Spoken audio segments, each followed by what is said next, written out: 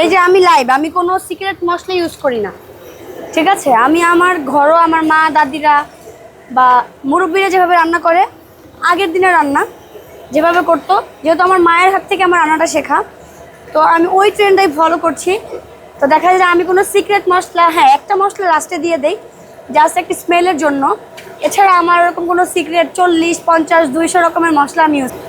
আমার মা যখন ছোটোবেলা রান্না করতো, মানে আমি যখন ছোটো ছিলাম, আমার মা যখন রান্না করতো, আমি আমার মায়ের পাশে বসে থাকতাম দেখার জন্য যে আমার মা কি কি দেয়।